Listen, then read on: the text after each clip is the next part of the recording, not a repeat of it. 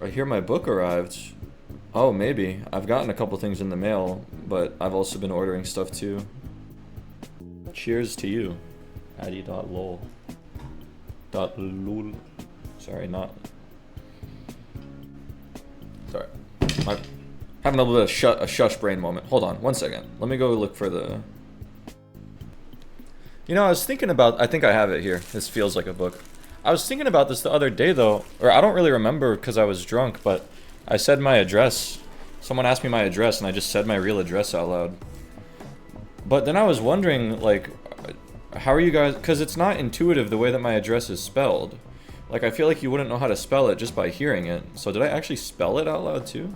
Or maybe Addison and Bluepin are just really smart?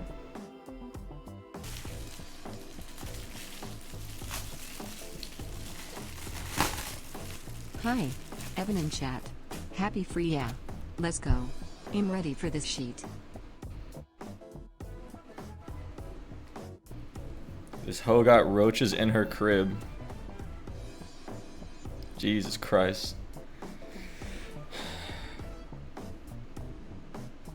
By Quan Mills. Honestly, just send Anthrax next time. This is a real book. I've seen this on Instagram or something.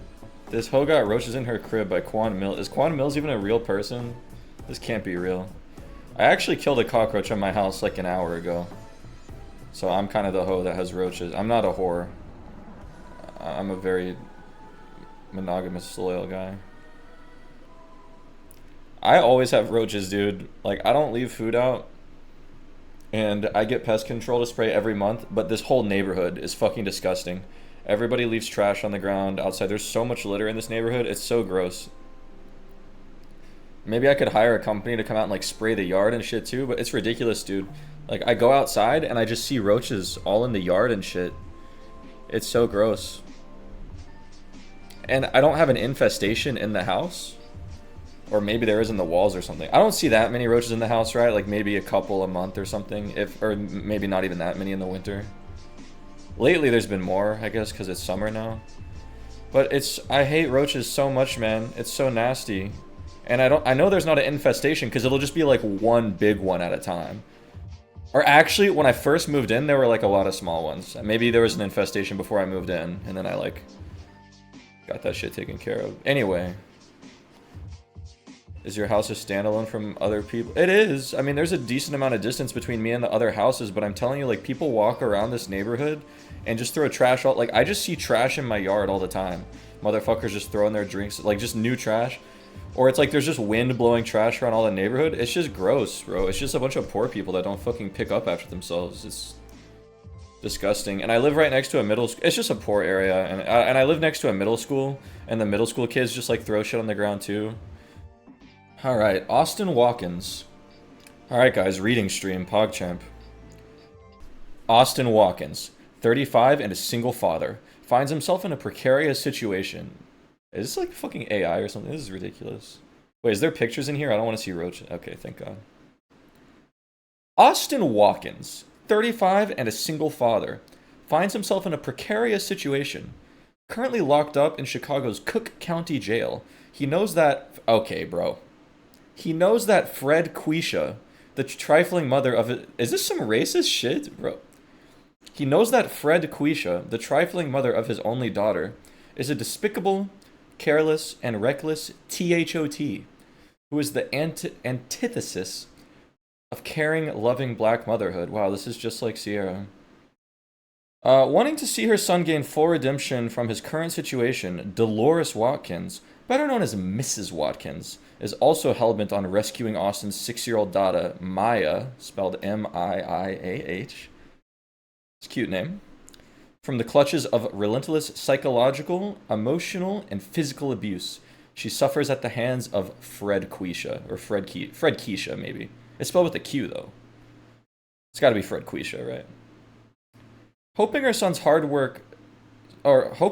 works hard to change the course of his life for the betterment of his daughter, Mrs. Watkins explores the possibility of challenging Fred Quisha's custody of Maya. But as she navigates the complex, red tape-filled bureaucracy of child welfare services, Mrs. Watkins decides to take things in her own hands and is willing to put her life on the line for the salvation of her granddaughter.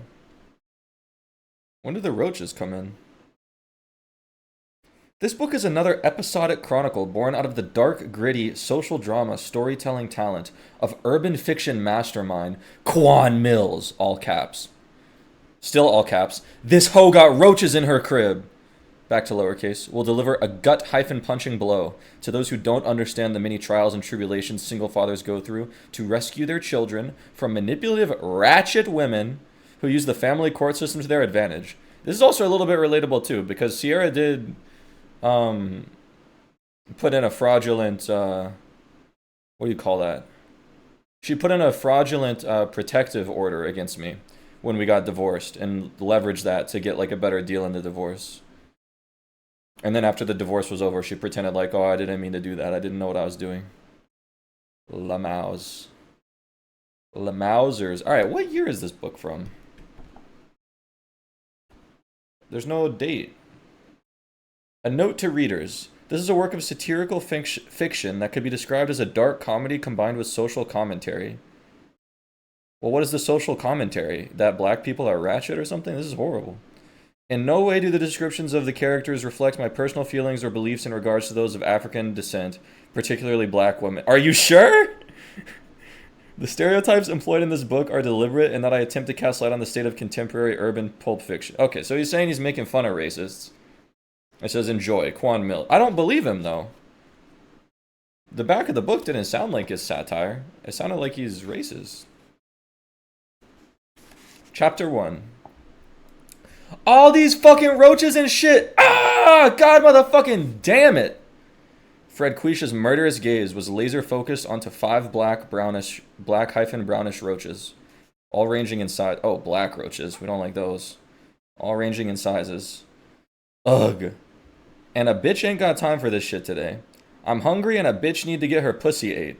The agitated Section 8... Oh, should I be doing a voice for this lady? The agitated Section 8 strag continued to nag.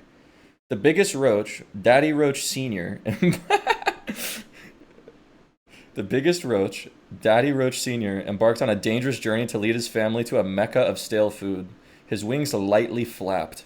He used his long, wise antennas to lead his loyal wife of 32 days, their 2 well-trained teenage sons, and their precious baby daughter towards the distant smell of decaying Domino's pepperoni and sausage pizza crust, hiding away, not even Papa John's, hiding away in a dark corner of Fred Quisha's messy apartment living room.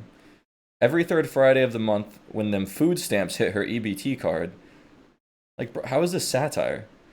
Fred Quisha usually treated her 3 kids to greasy pizza, saucy buffalo wings, and Cinestics.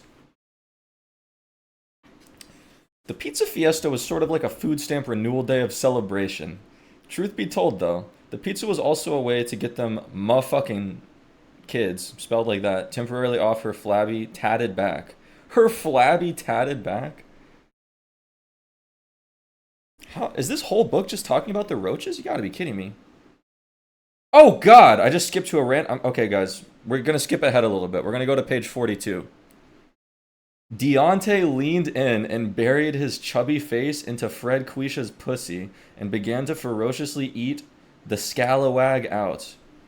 Disregarding the taco meat bush cutting up his upper lip, Deontay sucked on the woman's clit as he slid a finger in and out of her loose coochie. Easily locating her G-spot. W-mans. With the easy location, easily locating her G-spot. He massaged the bumpy love spot until he could tell she was climaxing by the shivering of her jiggly, cellulite-covered thighs. Fuck! Keep doing that shit! Keep eating that pussy! Fred Quisha moaned and mumbled as she delighted in Deontay's tongue dipping in and out of her twat hole.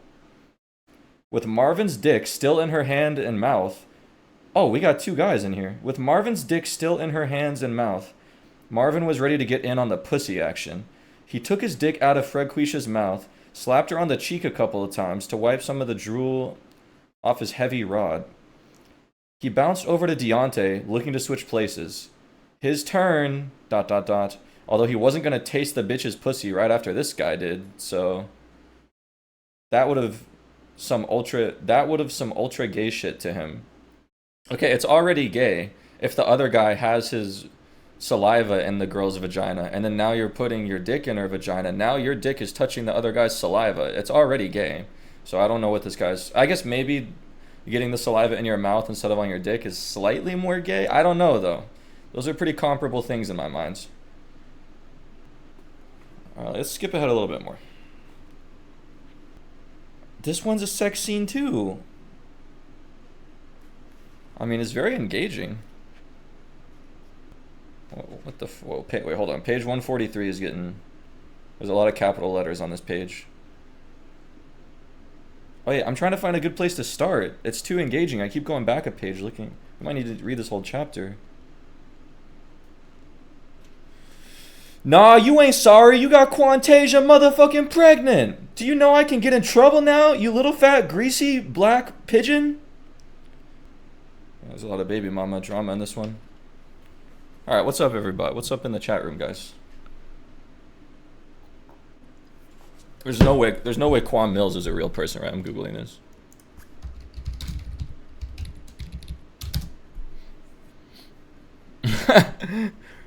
Okay. I got both my homeboys pregnant. I kind of would rather have that one. The one I'm reading now hits a little bit too close to home. I guess this is like me and Victor and Frulu. Pregnant by my granddaddy's boyfriend. Oh my god. I like granddaddy. This guy has aura, as the kids would say. Get a free audiobook of my book, Old. Oh, they have audiobooks. QuanMillsBooks.com. Ooh, my lady. But I have a special announcement to make. This is insane. This is a legit ass real guy writing real books. Something different. You notice something different? Because you all have supported me, I've been able to purchase a new vehicle so that way I could continue to become the greatest writer of all time. The Shakespeare of the 21st century. Yeah. And I also got a new warehouse where I will be stocking more copies of this hoe got roaches in her crib. So right if here, you want to go ahead and get an autographed paperback. Yeah, I didn't really think it was AI based off of the writing. The writing is high quality. It sounds like manually curated, but I was just so hard to believe that somebody would make this. Good lord. Exclusively signed by me. Yes. Oh, you didn't get me a signed one. Darn. Pregnant by my demonic rose toy from hell. Pregnant by a YN crash out alien. How does he make this many? I don't know, man. How does he get these books this fast? He's not using AI at all. Alright, where were we? Okay, I feel like there's more context needed here, but I'm gonna just start from the part that looks interesting.